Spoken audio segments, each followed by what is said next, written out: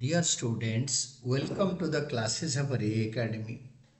Today we are studying analysis of a financial statement का comparative statement of a profit and loss. We are studying tools of a financial statement analysis.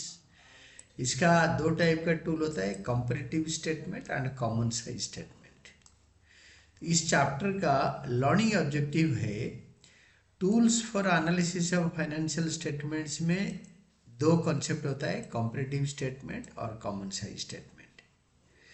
इसका अंदर हम इस chapter पढ़ेंगे तो will be studying meaning of a comparative financial statement, then objectives और purpose of और utility of a comparative financial statements, then comparative balance sheet, then comparative statement of a profit and loss and income statement, then common size statements, then common size balance sheet, then common size statement of a profit and loss, जिसको income statement बोलते हैं। comparative and common size दोनों। analysis of a financial statement is a systematic process of analyzing, मतलब systematically financial statement को analyze करेंगे and evaluating the relationship between components or elements or items of financial statement for better understanding of a financial position। मतलब financial position का better understanding के लिए ये चाहिए। तो relationship between components, financial statement का different component, asset, liability, capital, elements और items of financial statement, different items, sales, purchases, एक एक आइटम होता है। और इसमें हम करते हैं प्रॉफिटेबिलिटी कंपेयर करते हैं, ऑपरेटिंग एफिशिएंसी देखते हैं, ग्रोथ पोटेंशियल बिजनेस का ऑफ द बिजनेस वो भी देखते हैं। फाइनेंशियल स्टेटमेंट एनालिसिस से यही सब पता चलता है। The tools for analysis of financial statements, जो machines होता है, जो mechanism होता है, जो tools होता है, कौन से tool में हम पता चलता है कि financial statement analyze करेंगे, वो क्या है। Now, financial statement is analyzed in isolation are not of much use because of the results of analysis are not comparable। हम अगर अकेले अकेले एक स्टेटमेंट के अंदर से कुछ मीनिंग निकालेंगे तो वो मीनिंगलेस है। It is not of much use, इसका ज़्यादा यूज नहीं हो सकता क्योंकि ये कंपेरेबल नहीं है। तो दे आर दस analysed by comparing with the financial statements of various years. They are thus analyzed by comparing with the financial statements of previous years or with that of other enterprises of similar nature and size, operating in similar business environment or with the industry standards। ये industry standard से similar business environment के साथ ये compare नहीं हो सकता। The tools used for financial analysis are, हम जो टूल्स यूज करते हैं फाइनेंशियल स्टेटमेंट एनालिसिस के लिए क्या क्या होता है। ये कहता है comparative statement, comparison of each component और item of financial statement for 2 और मोर अकाउंटिंग पीरियड्स, मतलब 2, 3, 4 ऐसे कई अकाउंटिंग पीरियड का financial statement, profit and loss account and balance sheet को कंपेयर करना, prepared in the form showing financial data is known as a comparative statement.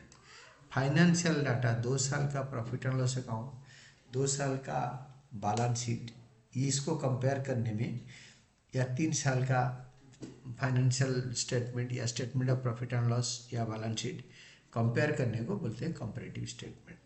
Then comes your common size statement.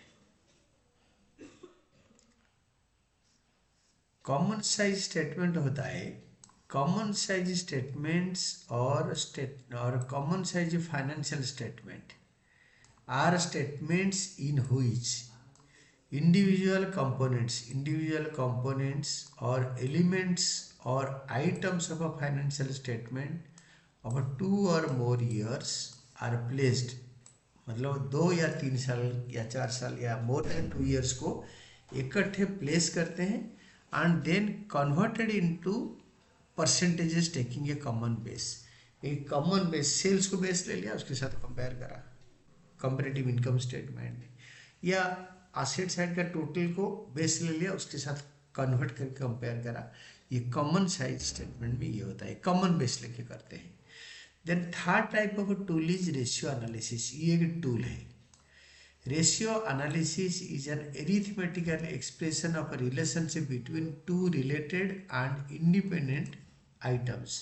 दो related and independent item जो एक दूसरे के साथ independent है। Gross profit और सेल का रेशियो होता है ग्रॉस प्रॉफिट रेशियो। 2 साल या 3 साल में कंपेयर करेंगे, इसी टाइप का। Accounting ratio thus is an arithmetical relationship between two accounting variables। दो अकाउंटिंग वेरिएबल्स में arithmetical relationship को बोलते हैं accounting ratio. Then comes cash flow statement. Cash flow statement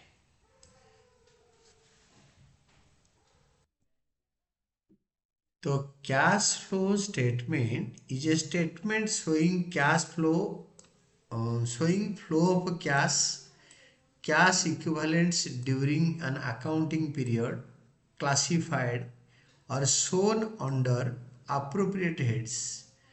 तो जो कैश इक्विवेलेंट अप्रोप्रिएट हेड में दिखाएंगे, इसका 3 हेड होता है।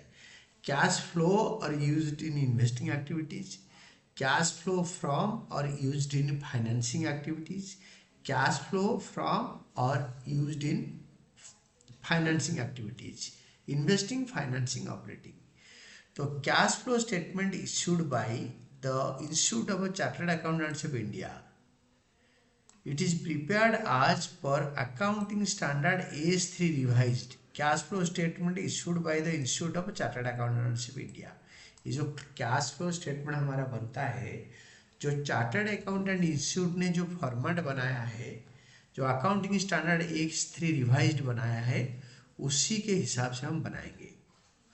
Then funds flow statement is also a tool of analysis, but since it is not prescribed in the syllabi, it is not discussed।